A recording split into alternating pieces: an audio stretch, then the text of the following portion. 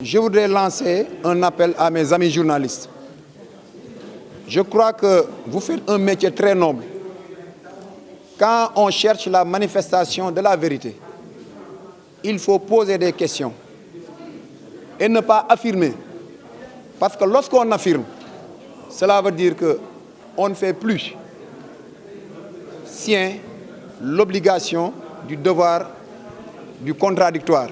Donc nous voudrions que tout le monde ici présent fasse son travail avec toute la déontologie qui sied à votre métier. Ceci étant dit, nous voulions seulement dire à l'opinion publique que le syndicat des travailleurs de la justice a tenu son congrès les 14, 15 et 16 juin 2019 à l'hôtel Palm Beach de Saly dans la plus grande sérénité. Et au terme de ces assises, un nouveau bureau exécutif national a été mis sur place et que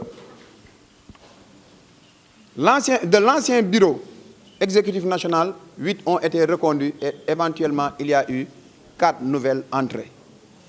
Nous avons profité de ces assises pour réfléchir sur quel syndicalisme pour un renouveau du service public, pour la simple raison, le contexte préside à cela, parce que nous sommes à un moment où notre institution judiciaire focalise beaucoup d'attention de l'opinion publique. C'est pour cela qu'on s'est dit qu'il fallait faire une introspection collective pour voir quelle est la meilleure posture adoptée dans notre dynamique syndicale pour accorder à tous les aux usagers du service public de la justice un service de qualité.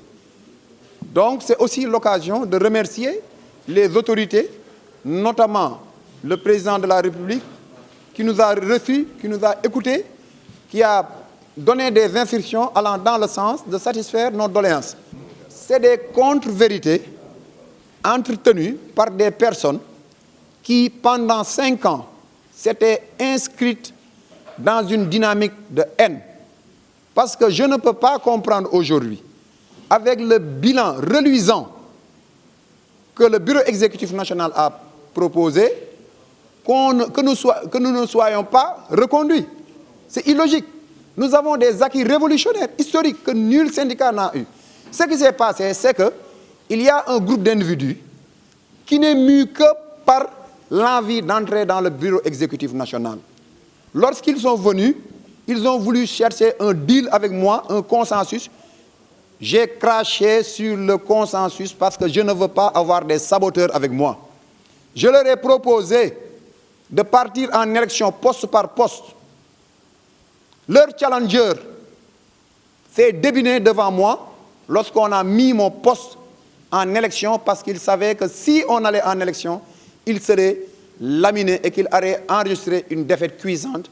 Ils ont préféré, à la limite, mettre les voiles. Ils n'ont pas eu le courage de leur démarche. Parce que vous ne pouvez pas combattre une personne pendant 5 ans et lui demander de faire un deal avec toi, avec lui, pour être dans un même bureau. Nous avons refusé le deal. Et ils sont partis. Maintenant, chacun est libre de partir dans la presse, de parler. Chacun est libre. L'écrasante majorité, à part, on a identifié une seule personne qui remplit les conditions d'adhésion. Je vous dis, je peux même prononcer des noms, mais c'est par décence que je ne le fais pas. Tous ces gens que vous voyez, demandez-leur de vous produire leur bulletin de salaire.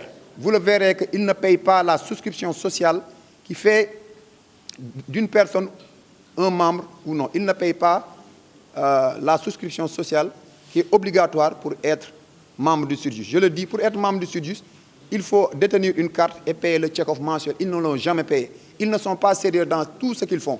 Et maintenant, ils sont en train, avec la complicité de personnes tapis dans l'ombre, pour ternir l'image du syndicat. Mais ils ont échoué d'avance parce qu'ils ont été désavoués par leur père. D'accord. Ne va-t-on pas vers une scission du SYTJUST des syndicats des travailleurs de la justice? Mais s'ils sont aussi forts qu'ils le sont, S'ils représentent, ils n'ont qu'à faire une démonstration de force dès demain, qu'ils fassent une démonstration de force dès demain.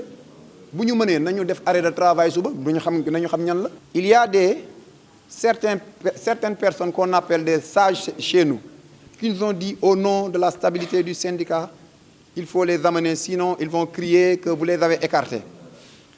On voulait les amener au Congrès et montrer à tout le monde qu'ils ne représentent rien.